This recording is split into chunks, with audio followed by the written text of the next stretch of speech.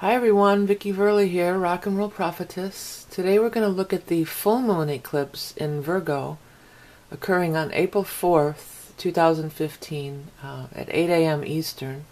This is the chart for it. I don't even look at these ahead of time. I've not really looked at it at all. But I did look in the ephemeris thing, and the sun is squaring Pluto, so Pluto's squaring this event too. We got a big T-square going on. So, a lot of squares, just looking at these, it seems to be a lot of conflict going on. I'm recording this on, when am I recording this? I'm not even sure. It's Thursday, the week of the 23rd, so I'm not sure where. I don't have a calendar for this week in front of me. But anyways, a little ahead of time, week ahead of time or so always.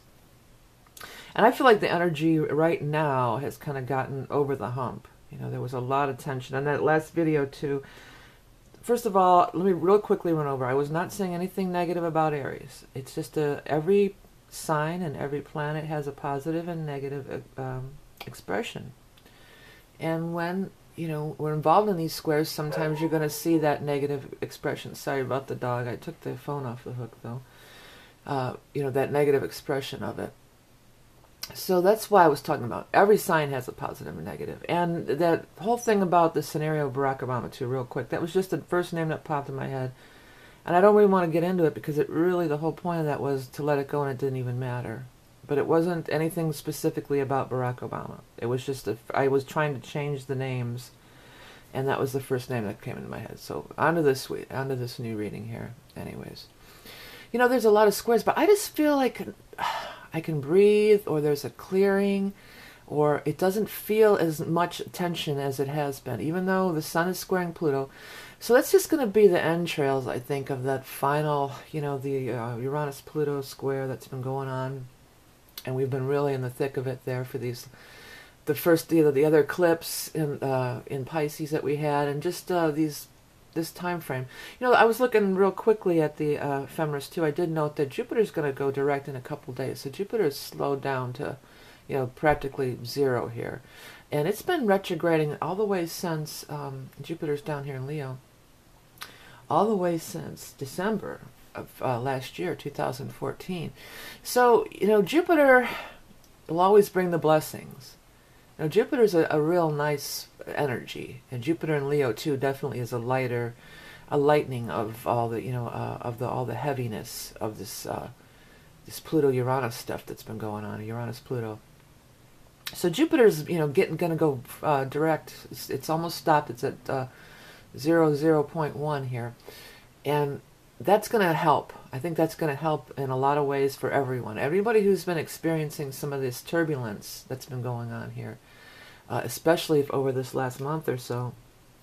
I think Jupiter going direct is really going to change the vibe, really going to change the energy.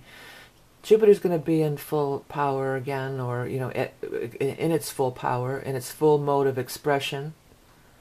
And Jupiter, again, always makes bigger, better, more, whatever it comes in contact with. So in the sign of Leo, it's going to be about fun. It's going to be, and this eclipse thing here, it is trining that too. I mean, it's off by a couple degrees, but it's totally in orb. 14 degrees of Aries is the eclipse point here. Or Libra, rather, I'm sorry. Opposing the sun in Aries. Well, it's sextiling. Jupiter's sextiling the moon and the nodes. And trining Uranus and the sun and the node. So, Jupiter, this is the saving grace, I almost want to say. Speaking about powerful and stuff, before I forget, Venus. I have been seeing Venus. I didn't even know what it was. I swear I thought it was a UFO the first night I saw it. It is so big and so bright. I was standing out there in the early evening in North America, where I am, in the western sky. I let the dog out. I'm like, what is that sparkling through the tree over there? This giant sparkly thing. And I had never seen it so big and so sparkling. So, and then I honestly thought, was that a UFO or something? But then the next night it was there again, and then I Googled it, and Venus is visible in the western sky, but I mean really visible. I always like to look at the stars when I go out at night and let the dogs out and stuff. And boy, is it really. And it was just so sparkling at me. So I don't know, maybe it was a personal message for me, or maybe I meant to share it. But Venus sparkling, it's like Venus is bestowing all her qualities on me and you and everyone, you know, and she's, you know, she's sparkling in the night sky, and she's in Taurus, which is a good place there, because Taurus is, Venus rules Taurus. It's one of the rulers, one of the signs that Venus does rule, Taurus and Libra. So there's this element of this this coming in, and then you think of Venus and Taurus. You know, I always think of Venus and Libra. Again, I've said this a lot of times. I think of it more of the writers and the artists, and I think of Venus in expressing through Taurus more through music. There are a lot of Tauruses who are artists too, but I think because Taurus and that voice, you can always tell a Taurus by they always have this sexy, throaty voice, you know, and that's how you can always tell a Taurus, and so therefore it's like singing, you know. I always put it with singing, and some of the best musicians that I've ever known, the most naturally gifted musicians that I've ever known, have been Tauruses. So you know, I see Taurus as music, but it's Venus energy all around. You know, it does rule over art, dance, creativity, writing, all those things. It's like Taurus is also, I think, of sensuality. You know, Tauruses, I think of laying on a bearskin rug in a log cabin in front of a fire. You know, they like their creature comforts, and they're so earthy, and, you know, there's that kind of a vibe too. But it's definitely, Tauruses are laid back. Taurus energy is laid back. I mean, they can go off, you know, but it's like Scorpio. They have to be pushed to a big limit. For the most part, the Tauruses are the bulls laying in the fields, you know, and the butterflies are flying around, and it's, you know, they're just totally relaxed. They move in a slow and deliberate manner, and it takes a lot to get a Taurus, get their feathers ruffled. Where, you know, this Aries energy is can be confrontational, but, you know, Aries are the trailblazers too. I want to say some positive stuff about Aries because there is a negative and a positive, and we do have a lot of energy here. And the Sun is going to join up with Uranus here, and Mercury's in there. So we've got all this Aries energy, and it's opposing this eclipse point. So yeah, Aries, you know, they can be argumentative sometimes, or needing to prove they're right, or ego. They rule over the head, and it's ego. But they're the doers. They're the go-getters. You know, Taurus's energy might sit in the field all day and never get a thing done, you know, but Aries are doers, and they're going to break down the gate, break down the wall, you know, they're going to blaze the new trail, you know. So the Aries energy has a positive side, and it's very much needed in this world, you know. There's a lot of good things about Aries. So even though we have this big T-square with the Pluto energy, I know by all outward appearances here, this feels like, oh, more of the same, more confrontation, more, you know, fighting, more all this stuff. But I really just feel, and it's a lot of it, I think, is this. And I'll tell you what, after seeing that Venus energy, it is like it was just soaked up by me or something. You know, everything the next day after that, everything just, you know, rolled out. It was easier to deal with. I was definitely more in the Venetian vibe, and maybe it was just me personally. Well, maybe I'm supposed to tell you that, because go outside and look at it. Maybe you'll get that blessing too. But I just have the feel and the vibe of this, to me, is that it's just, we're over the hump. We're past the worst of it's over. We're over the hump. And Jupiter going direct is a lot. You know, that's a lot of, it's going to give a nice boost. It's trining all this fire energy. You know, in the northern hemisphere, it's all spring, and Aries is this time of spring, and it's springing back into action, and everything's blooming and growing. And, you know, we had a horrible, horrible winter up here this year. Not only the snow, you know, the snow was all over the news, but you wouldn't believe how cold it was. Record-breaking cold, sub-zero actual temperatures, not just wind chill, you know, way below zero. It was just horrible. So now, you know, we can appreciate the newness. We can appreciate the beauty of the Libra energy, of where the you know, the moon actually is. And of course with the nodes, I never knew that before, but I think that is the characteristic of having you know, having an eclipse, that it's tied into the nodes. That's an all-the-time thing. I never really knew until I started running these charts. But, well, all-the-time thing with the nodes. I feel like that's another reason that would make these so powerful. because the nodes are, again, our path in life. Nodes are, you know, something. It's a not an imaginary point, but I guess you could say imaginary point. It's a mathematical calculation. It's not like it's a real planet or anything. You know, it's an astrological or an astronomical calculation. But at any rate, the nodes are there. And the nodes, to me, also, the nodes can be a reminder that just because something isn't an actual three-dimensional physical object doesn't mean it's not real. Doesn't mean it does not have energy or influence, you know, that there's more to this world that can be seen. And the nodes are very powerful in your chart, especially in your natal chart, because it shows, you know, your life path and your soul, you know, your soul contract or whatever. But by transit too, I've noticed that. And what I feel like these nodes do, it's almost like a spirit guide or a guardian angel, and it comes along, because what the nodes will do, it'll come along and align you back to your path if you've gone astray, you know, or opportunities to get aligned with your true path will arise. I mean, you don't have to take it, you know, it's a free will place here. We don't have to go along on our path that we decided, our pre-life plan or whatever you want to call it. You know, we have free will, and we can, the words that are coming to me is things can run amok. Okay, that's not something I use in everyday conversation, so somebody's chiming in about running amok, and maybe it's a message for somebody out there. But anyways, let's get back to really looking at this chart. Yeah, Pallas at 29 Sag. Those 29s are key, talking about, you know, karmic things and critical degrees. But that 29 Sag is that point I always, if you watch these videos, I always am enthralled with that 26 Sag, the center of the universe, or the galactic center, or whatever. So Pallas is there, and it's passed through there, and it's going to be 29, it's going to be changing sign, and I always feel like Pallas is this, you know, the higher road, the higher dimension of things, kind of akin to Uranus, a little bit of Virgo energy, a little bit of Uranus energy, but inventiveness. It's the MacGyver, you know. Pallas was the MacGyver of the ancient world. Was it he or she? I don't even know. But they fashioned things out of, they made tools and inventions and stuff like that. So these tools can be actual tools in the real world, again, with the 3D energy.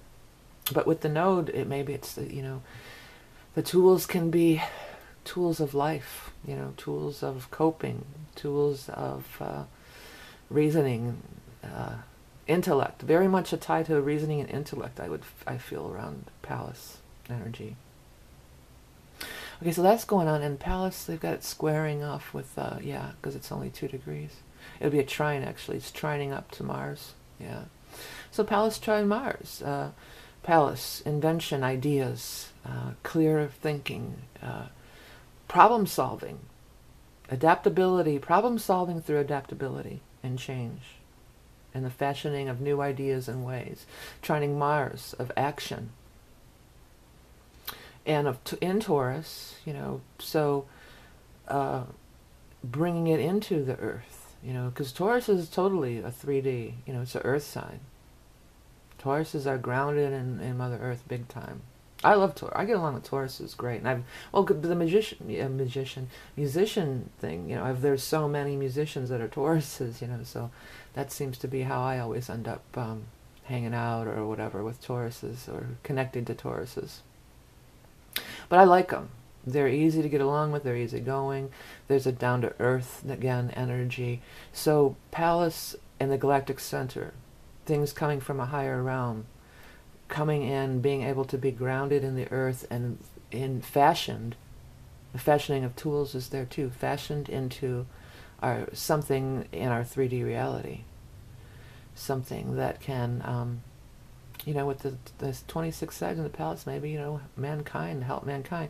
Also because of this, the mankind thing shows up again with the Uranus conjuncting this, well, opposing the full moon point, but conjuncting the sun and everything. Uranus in the nodes, as I've been saying, it's like freeing, karmic clearing, freeing from our past, releasing past karmic stuff. I have this eclipse in Virgo, and I don't know why I said that. I just named it that. That was a weird thing. It is in Libra. I've got my other book here. Yeah, it's definitely in Libra. So I wonder why I accidentally said 3 clips Virgo, and I was writing really sloppily, but Well, if that rings any bells with anybody, I don't have my stuff out handy. If there was any eclipses recently, I think there were in the last couple of years in Virgo. Maybe that I was meant to say that for some reason. Maybe there's some connection to that. If anybody knows, go ahead and leave it in the comments or whatever. Real quick, I want to look at this Saturn here. What's going on with Saturn? So they've got it squaring off with this Pisces stuff. I would say no, that's too wide of an orb, but I would say yes to Vesta. So Vesta's at 3 degrees here, and Saturn is at 4 degrees Sagittarius. That's a square in the mutable signs you've got going on. So it's been squaring off with Neptune for a long time. And Saturn and Neptune, I mean, it's water and earth, yes, but you know, it's different kind of energy, and Sag and Pisces are definitely different kinds of energy. So I think, and you know, the Saturn again is the bringing it into the real world, bringing it into the structured reality that we live in. So I think with Neptune, there could have been a lot of, you know, people getting downloads, and maybe with Neptune it might have been too. Sometimes Neptune's too dreamy. You know, it's too dreamy. It's too not tangible. It's intangible. It looks like my battery's gonna wear out. I'm being real conscious of this, so I'm gonna just pause. We're stopped there, and I'll be back with a new battery. Okay, I'm back with a new battery. Some kind of bird screeching here. Listen. What is that? I can't see it. If anybody knows what it is, let me know. I don't see anything out there. But anyways, yeah, so we were talking about Saturn and Neptune, how it could have been, maybe you're getting a lot of stuff from Spirit, a lot of downloads, but it was hard to bring it into reality because Neptune is so much out there, you know. And Chiron was in there, so, you know, could tie into old wounds and everything. But with Vesta moving in and taking this square, again, I'm getting the vibe of, you know, definitely bringing it into reality. Vesta is the home, the hearth. It's earthy, you know. It's earthy, and it's making a square to Saturn. So that is, you know, bringing it into the earthly plane. Also, though, Saturn, you know, Vesta is the home, the hearth. It can be sometimes associated, like with the Cancer, of the nurturing in the home, your mother, you know, how you were raised, how you were nurtured. Squaring to Saturn, you know, it could be karmic stuff with the family. You know, this might really be coming to a head. Maybe you didn't want to say anything before because you weren't sure, or it was so wounding to yourself, or you had some realizations. But now I just feel like there could be some clarity and resolution, if that was the case. If it was some old family wounding, ancestral karma stuff, you know. Now you might have some clarity about it. Now Saturn is still retrograde. I'm not able to look up real quick when it's going direct, but that's pretty tight square going on there. And if there's anything else over here, there is some kind of weird Mars thing. I always forget if that's inconjunct or what that is, semi-sextile. So there's that. It is going to Mars too. Well, you know, I almost want to say for some people this could be like those stages of grief or something. You know, something happened, it dug up some old wounds, and now you're going through the anger phase, because that could be anger. You know, Mars could be. And it is again the earthy element of Mars and Taurus, and then the Saturn energy grounded in Earth, bringing. Neptune is kind of not of the Earth in a way. Well, it's of the water, but it's just not of the, you know, it's kind of, there's a mystical element to Pisces energy and Neptune. And it's intangible, you know, and then these kind of vibes are very much tangible, very much grounded in the earth. So there's an element of that going on.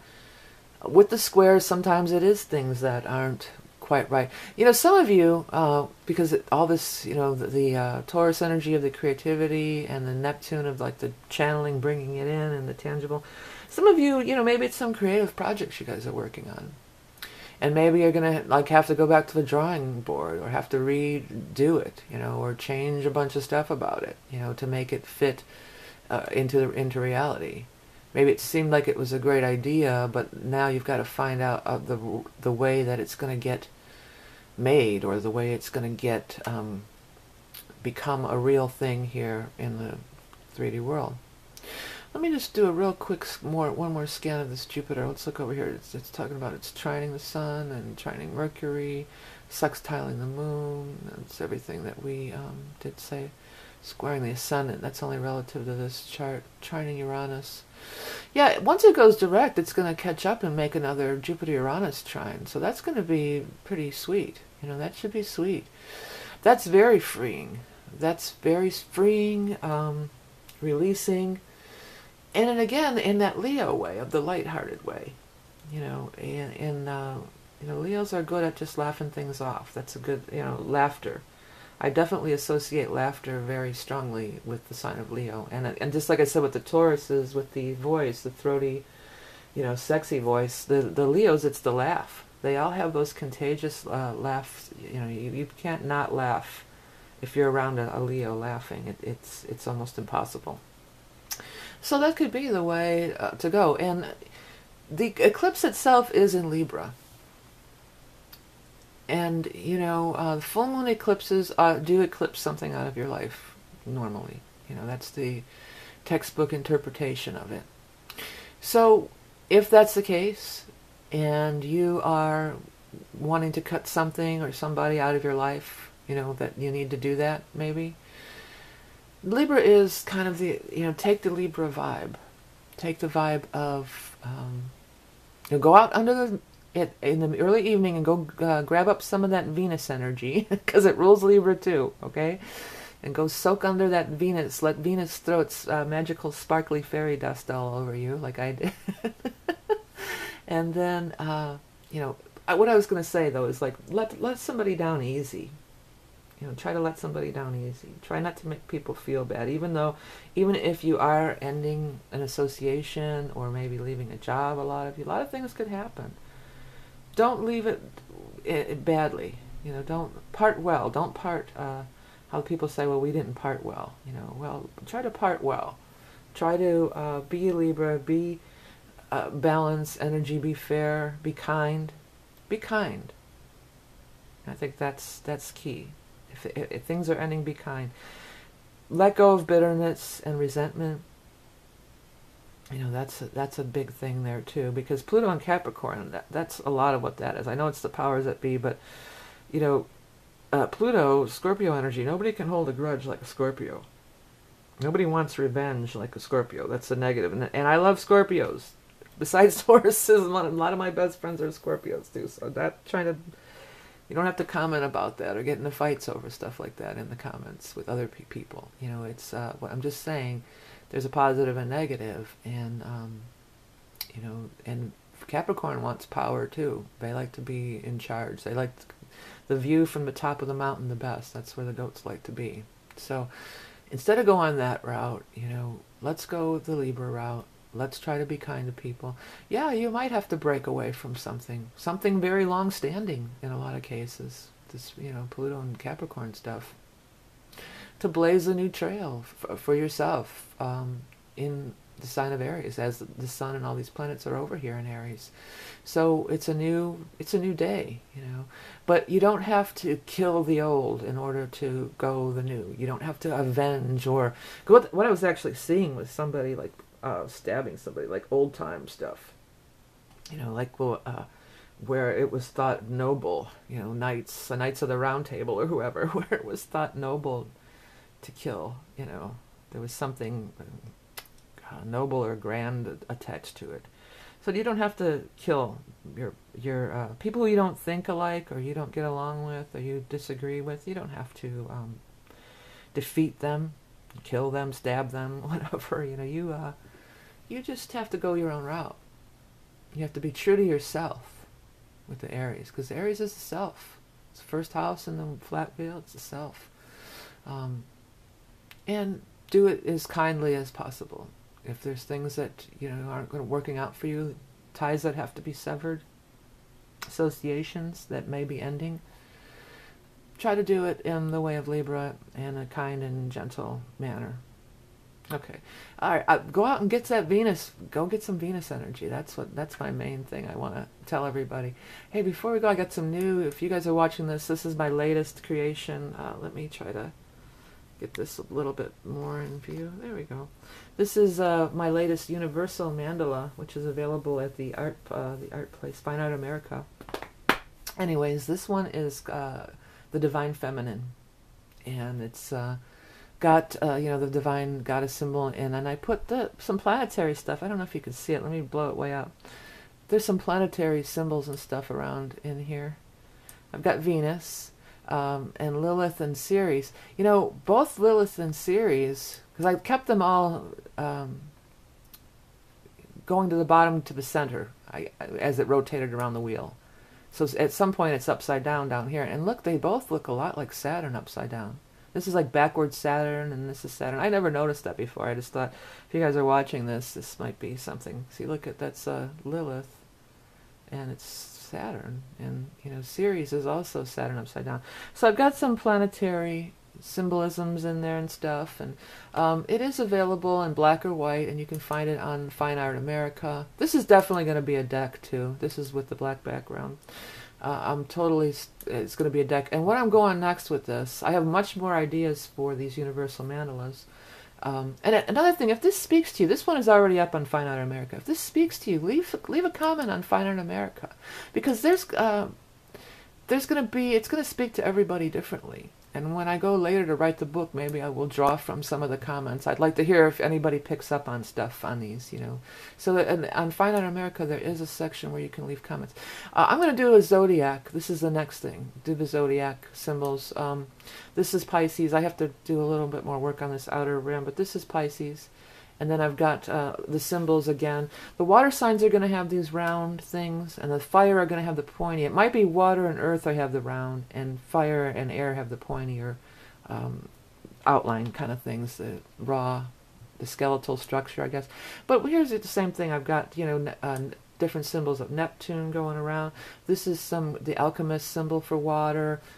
This is also some kind of universal symbol for water. It's more visible over here. So there's some cool things that are meant to be in there. Here's the water thing. It's got like waves and stuff, and it's pretty neat. So that's all around the edge, but it's really meant to just kind of trigger your subconscious mind. That's what this art is. That's what that deck is going to be when it's done, So it's going to be... There's a lot deeper stuff here if you have an eye to look for it. And again, if you see it, this one isn't up yet. I'm going to probably debut the astrology ones all at once. So this is the first one in the series. This is Pisces, and it's of course a water sign. But yeah, so that's coming up. And also my deck is coming out any day. It's en route to me, my Animal Totem deck. And it's going to be available here, the Beast Mistress Animal Oracle cards. It's not up yet. As soon as I get them in my hands and proof it, make sure everything's good to go, it will definitely be available, if all goes well, within the week, hopefully, maybe a little longer. It's going to be $22.99 because, there's production costs and whatnot, which is still reasonably priced, I feel. It's 47 cards and one blank, so you can fill in what you want. But that's coming really close to being out here any day now, hopefully. Hopefully I don't have to do any revisions and do more proofs, but if all goes well, it'll be right out. And then, of course, if you go to my main channel here, by hitting my name, if you're here, you want to hit my name, the Rock and Roll Prophetess, the name of the channel, take you to the home section. It shows there's my other channel, VV Creative Shorts, and my Vicky Verley, my little kids music channel. All the stuff's here, Broadcast from the Universe. You go into the About section, everything's here. This prints, that's where you can go and view them or purchase the Universal Mandalas. Tapestry of Life Mandalas if you want one done for your personal chart. Order a reading, which is on the back end of that Tapestry of Mandalas. That's the exact link. Donate with PayPal. Tarot in the Modern World on Amazon. If any of you are interested in tarot, that's there too. Okay, so take the Libra route. I think that's the thing to say about this. Take the Libra route. Be kind. Be gentle. We'll put this up for the final ending, the Divine Feminine Mandala. Thank you all for donating and sharing and liking and commenting and Google Plusing, and everything that you guys do to support me and the channel is also appreciated. I really love doing these free readings. I'm really loving doing these universal mandalas too. This is I'm so tuned into this. I want you all to thanks for the donations too. It really makes worthwhile to keep doing the readings. Check out some of my products and services. Make a donation. Anything you can do to support the channel is highly appreciated. Remember that you are love and beauty incarnate, and I'll speak to you soon.